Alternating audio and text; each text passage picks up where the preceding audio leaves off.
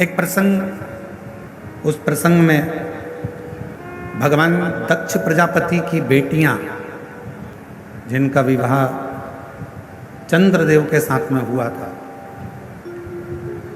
वो सारी की सारी 27 कन्या रोती रोती दक्ष प्रजापति के पास पहुंच गई। और 27 कन्या जब दक्ष प्रजापति के पास में पहुंची, आंखों में से उनके आंसू निकल रहा था, रो रही थी, नैनों से जल बह रहा था, आंसू बह रहा था। दक्ष प्रजापति ने अपनी बेटियों से पूछा कि तुम्हें हुआ क्या, तुम्हारी आंखों में जल भरा हुआ है, तुम रो रही हो, तुम्हें हुआ क्या है, क्यों रो रही हो, किस लिए? दक्ष प्रजापति की बेटियों ने अपने पिता के गले लगा और गले लगकर दक्ष प्रजापति की बेटियां रोती हुई बोली, पिताजी, हमारे स्वामी जिनके साथ में आपने हमारा विवाह करा है, जिनके साथ हमें परणाया है, हमारी शादी करी है, हमारा विवाह करा है, वो चंद्रदेव केवल एक रोहिणी से प्रेम करते हैं, बाकी का हमसे कोई प्रेम नहीं। केवल एक रोहिणी से, हमसे उनका कोई प्रेम नहीं। शिव महापुराण की कथा कहती है, माता, पिता, परमात्मा और गुरु, इनकी जो दृष्टि होती है वो सम होना चाहिए। दक्ष प्रजापति ने उसी समय पर एक पत्र लिखा, चंद्रदेव के पास निमंत्रण भेजा।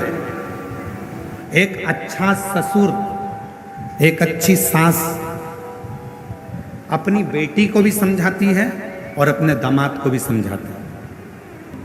कहा, भोजन कर रहे थे चंद्रदेव, और भोजन करते करते चंद्रदेव से दक्ष प्रजापति ने कहा कि हमारी 27 कन्याओं का विवाह तुम्हारे साथ में हुआ है, केवल एक रोहिणी के प्रति तुम्हारा प्रेम है, केवल एक रोहिणी के प्रति तुम्हारा स्नेह है, उसके सिवाय तुम्हारा स्नेह, तुम्हारा प्रेम किसी अन्य रानी पर नहीं है। पर यह ठीक नहीं है। आज हम आपको समझाकर भेज रहे हैं, प्रयास करिए अपनी सारी रानियों को अपनी अर्धांगिनी मानकर प्रत्येक रानी के प्रति तुम्हारी दृष्टि पूर्ण रखिए, पूर्ण दृष्टि। कहा, ठीक है, जो गलती हुई है उसे मैं क्षमा चाहता हूं।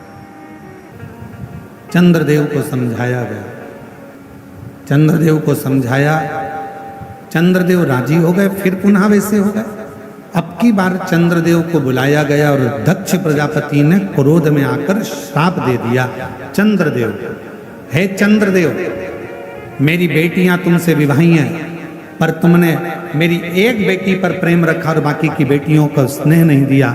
मैं तुम्हें श्राप देता हूं कि तुम्हारा काया का रोग होगा और तुम्हारा शरीर, तुम्हारा पूरा शरीर गल गल कर नीचे गिरेगा।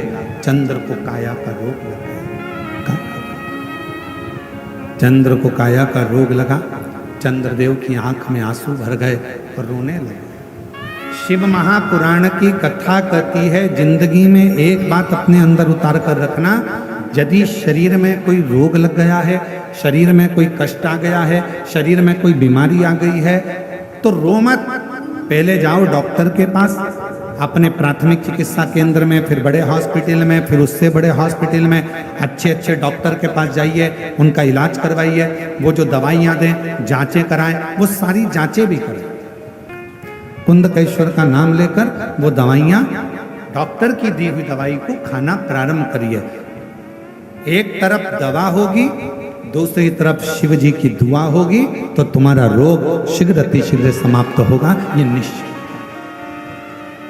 चंद्रदेव को काया का रोग हो गया, किसके पास जाए चंद्रदेव? रो पड़े, बिलक पड़े, नैनों से अश्रु बहने लगा चंद्रदेव। किसके पास जाए? देव ऋषि नारद जी से जाकर विनय करा, कोई मुझे नहीं साध रहा, मुझे काया का रोग हो गया, मेरा शरीर गलकर नीचे गिर गया। शरीर, कुछ तो करिए। देव ऋषि नारद ने, तुमरुका जी ने जो नारद जी को शिव भक्ति बताई थी, शिव जी की आराधना करना चंद्र ने, और भगवान शंकर प्रसन्न होकर चंद्र को जाकर दर्शन दिया। जहां चंद्र को दर्शन दिया वहीं पर शिव जी का नाम सोमनाथ होगा। चंद्रदेव को भगवान शिव जी ने दर्शन दिया, और जब चंद्रदेव को दर्शन दिया तो चंद्रदेव से कहा कि यदि आपको कुछ मांगना हो मांगो। शिव मंदिर में जाने वाला व्यक्ति, शंकर जी को रोज जल चढ़ाने वाला व्यक्ति, शिव जी से कुछ नहीं भी मांगे और केवल देवाधिदेव महादेव को केवल धन्यवाद ही दे दे कि तेरी कृपा है जो मैं तेरे मंदिर तक आ जाता हूँ, तेरी कृपा है जो मैं शिव महापुराण की कथा श्रवण कर लेता हूँ, तेरी कृपा है जो मैं कथा में बैठा, तेरी कृपा। चंद्रदेव को काया का रोग हो गया, काया का रोग ठीक भी हो गया। शिव जी ने कहा मांग लो तुम्हें कुछ चाहिए, बस अपना साथ मत छोड़ो। जो चंद्रदेव ने मांगा वो तुम्हें मांगना चाहिए कि देना हो तो दीजिए जन्म शिव जी ने वचन दे दिया, चंद्र मैं अपने साथ से तुझे दूर नहीं करूंगा। चंद्र को भगवान शंकर ने अपने मस्तक पर धारण कर लिया। अब जब शिव जी का विवाह, ये तो हो गई कथा सती जी के समय की। अब शिव जी का जब सती माता जलकर भस्म हो गई, हिमालय राज के घर में माँ पार्वती के समय पर प्रकट हो गई और पार्वती जी के साथ शंकर जी का विवाह पक्का हो गया। शिव जी दूल्हा बनकर बारात लेकर भी आ गए। शंकर जी का पार्वती जी के साथ विवाह होने लगा, सारी पूजन हो गई, पंडित जी भी आ गए, सारा विधान हो गया, सारा पूजन हो गया। अब बात अड़ी फेरे। ब्राह्मण देवता बोले खड़े हो जाओ शिव जी, माता पार्वती जी खड़े हो जाइए, भावर का समय आया, खड़े होइए, भावर का समय हो गया। शिव जी खड़े हो गए, पार्वती जी खड़ी नहीं हुई। हिमालय राज ने मां पार्वती जी से कहा बेटा खड़े हो। पार्वती खड़े, मैनावती आई, पार्वती जी भावर के लिए खड़े होना पड़ेगा, खड़े होइए जब तो फेरे डलेंगे। माता पार्वती खड़ी नहीं। पूरा दिन निकल गया, पार्वती जी फेरे के लिए खड़ी नहीं। भगवान नारायण आ गए, भगवान ब्रह्मा जी आ गए। माँ जगत जननी जगदम्बा पार्वती जी से जाकर विनय करा कि फेरे हो रहे हैं, खड़े होइए, भावर लेना है आपको।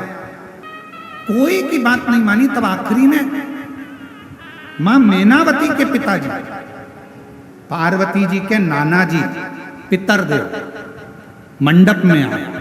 इसलिए आज भी सनातन धर्म में मंडप शादी का जब लगता है तो उसमें पितरों की पूजन होती है। पितरदेव आए, उन्होंने अपनी नातिन से पूछा बेटी शिव जी के साथ तुम्हारी भावर होने वाली है, फेरे डलने वाले हैं, तुम ये फेरे क्यों नहीं लगाती? पार्वती जी ने अपने नाना जी से कहा ये बताओ नाना जी, दो पुरुष एक स्त्री फेरे कैसे ले? शंकर जी के मस्तक पर चंद्रमा है, अगर मैं फेरे लूंगी तो दो पुरुष के साथ हो जाएंगे। शिव जी से कहो ना कि चंद्र को त्याग दें और फिर मुझसे विवाह करें।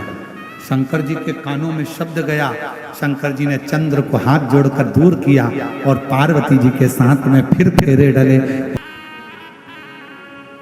शिव कथा कह रही है, भगवान शंकर की अविरल लीला कह रही है, सुंदर गणेश कार्तिकेय का संवाद कह रहा है। हमारे बीच में दुनिया जिसको त्याग दे, दुनिया जिसको छोड़ दे, लोग कह दें कि ये नकारा है, किसी काम का नहीं है, किसी काम का नहीं है।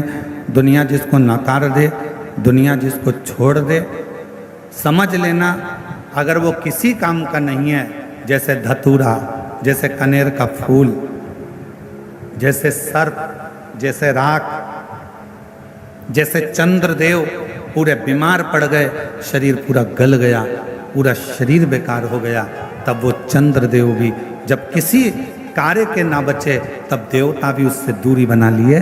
तब मेरे भगवान शंकर ने चंद्र को भी स्वीकार करा, राख को, भस्म को भी स्वीकार करा, तब मेरे भगवान शंकर ने सर्प को भी स्वीकार करा, और राख को, धतूरे को, कनेर को मेरे शंकर भगवान स्वीकार करते गए, स्वीकार करते गए, मेरे शंकर भगवान स्वीकार करते, मेरे शिव जी ने उसको स्वीकार कर लिया। चलो एक बात और आपसे पूछें, कोई ऐसा देवता जो एक लोटे जल से राजी हो जाता हो?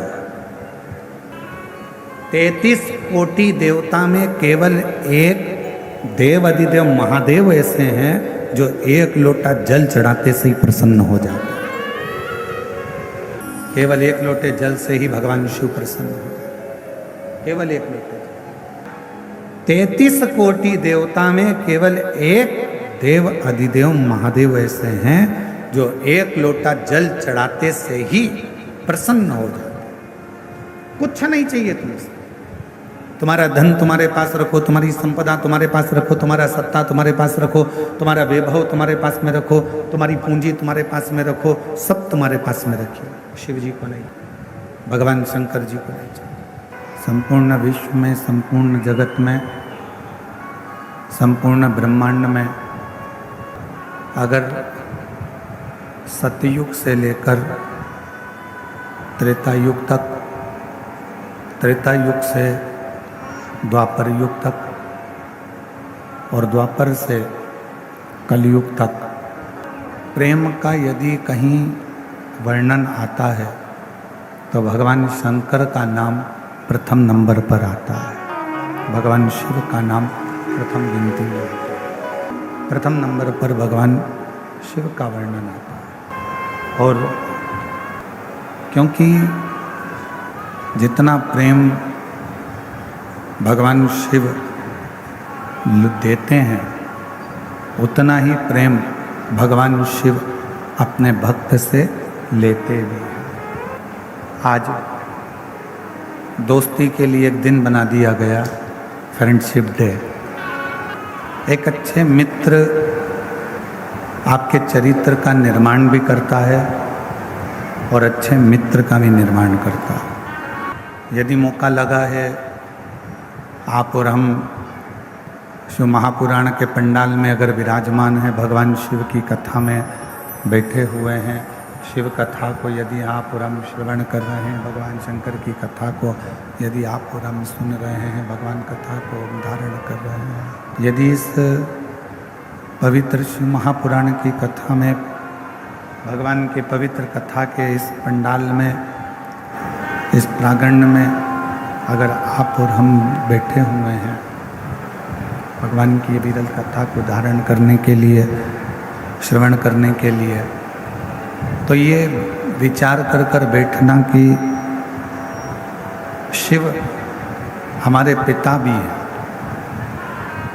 शिव हमारे सखा भी हैं, और शिव हमारे तारणहार भी हैं जो हमें इस मृत्यु लोक से बचा सकते हैं, मृत्यु लोक से पार उतार सकते हैं।